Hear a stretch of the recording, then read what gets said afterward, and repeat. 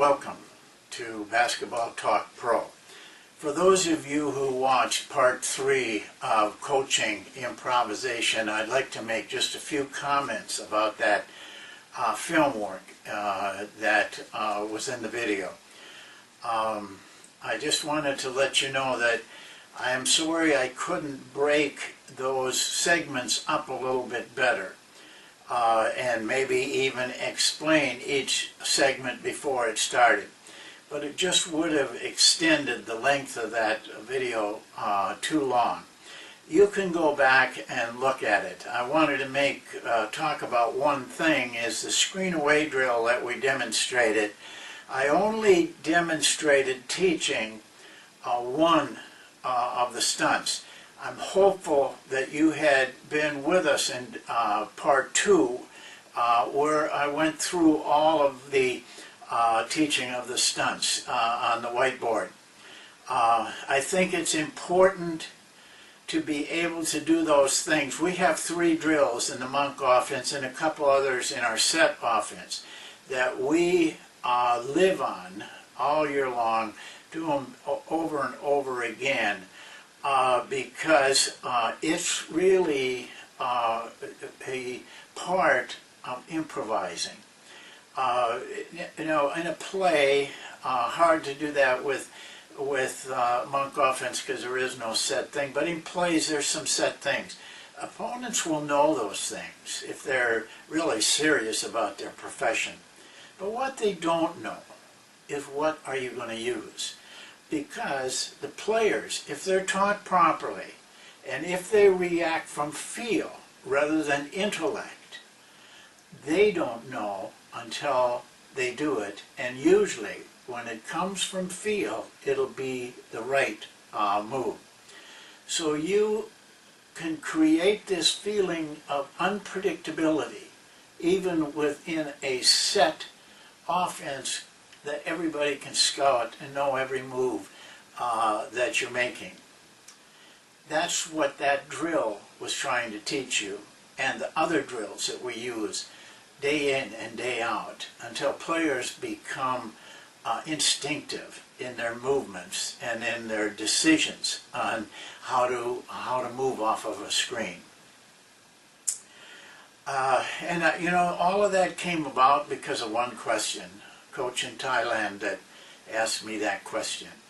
And I hope that I can get more questions like that so I can talk to the things you want to hear about, that you feel that you need to know or want to know about. I have plenty of subjects I can talk about.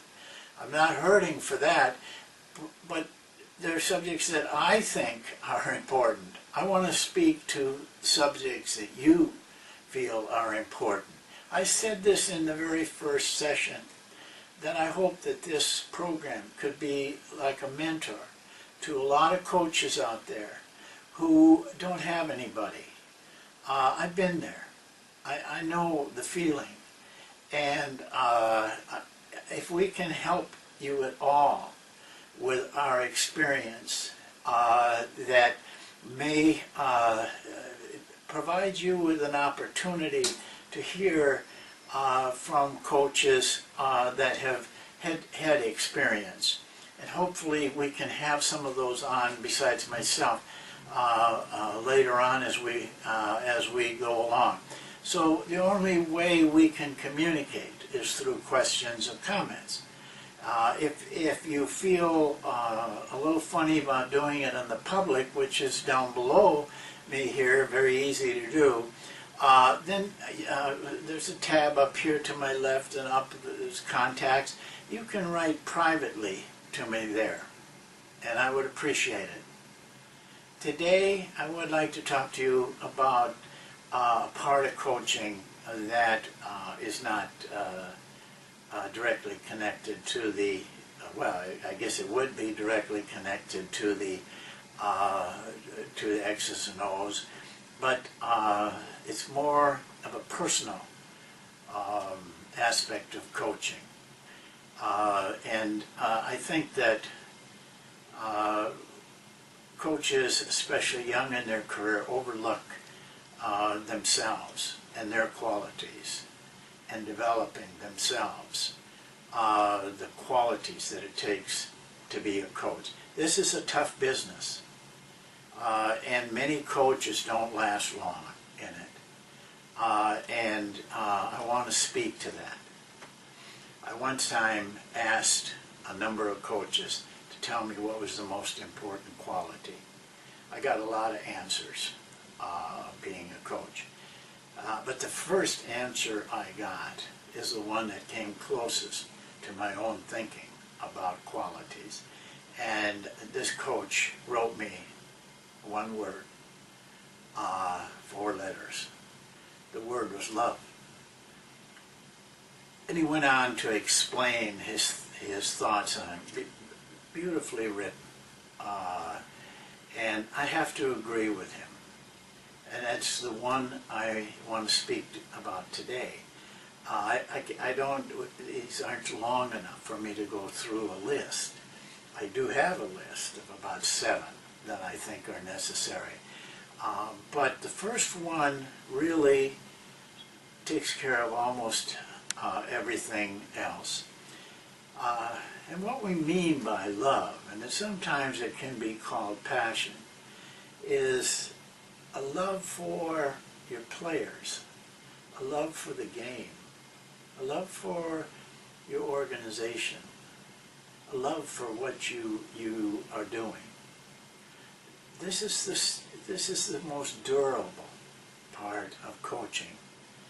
Surveys tell me that the average head coaches last only about 6 years in the business. And I understand why. It's tough. A lot of pressure, regardless of where you're coaching. A lot of time, a lot of hard work. It requires tremendous amounts of still self-study. So if what you're looking for is money or status, it just isn't there right away. And sometimes it's not worth the bad parts that you have to live with, the constant criticism, the constant second guessing, dealing with highly willed players day in and day out. You need to really be concerned and have a deep feeling for what you're doing. So many coaches I talk to, I think they hate their players, or they dislike them. They blame them.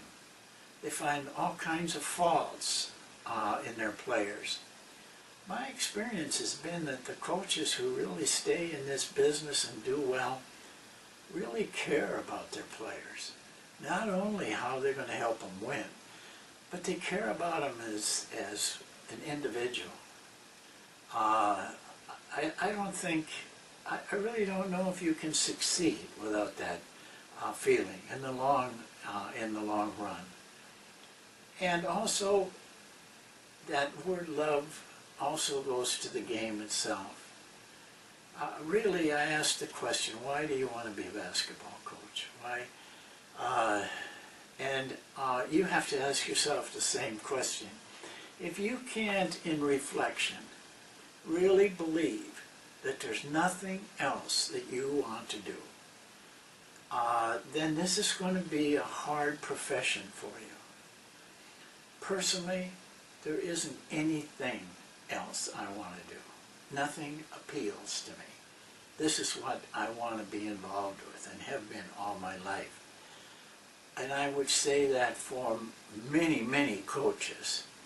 When I see that passion and feeling in any coach, wherever I see them, I feel good about their chances.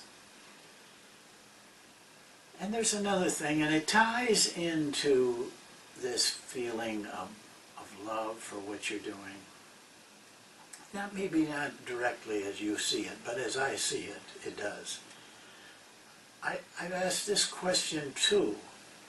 I gave the names of 4 coaches: John Wooden, Dean Smith, Phil Jackson, Vince Lombardi. I have to believe that those 4 coaches are at the very top of every list. I mean, the things that they accomplished is just almost will never be matched. But they had a quality. Now, first of all, 3 of those men I have had direct contact with. Lombardi died, fairly young in his profession. He had only coached 6 or 7 years, highly successful, tremendous coach. The other 3 I've had a chance to talk to and be around. And I can tell you they all love what they're doing. I mean, they've had their ups and downs like we all do. Heck, everybody does in this profession. But they love what they're doing. And there's nothing else that they would have done. There's no other profession that they would have been happy and satisfied in. But there's another quality, not a feeling more. Spirituality. Every one of those men, those 4 men, those tremendous coaches, all of them with great records, all were very spiritual people. They had a belief. They had faith. And I believe that spirituality lends itself to people who are willing to look at themselves, that they have a deeper feeling about themselves and the people that they're with. I think it's easier for them to reach out to other people, to have a true, deep feeling for the people that they're working with. And this permeates everything about them. It permeates all parts of what they do, their system. Again, I don't want to be in a position of influencing anybody. I really do want you to know, though, that I think you have to search yourself deeply and bring that to the table, as well as X's and O's.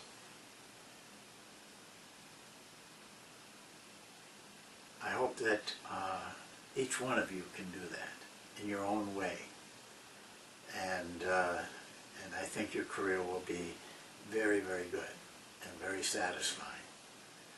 We'll see you next time.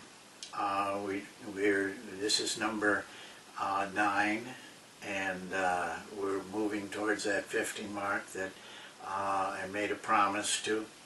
And I hope that you are gaining something, and I hope that you will let me know through your comments and your questions. Thank you.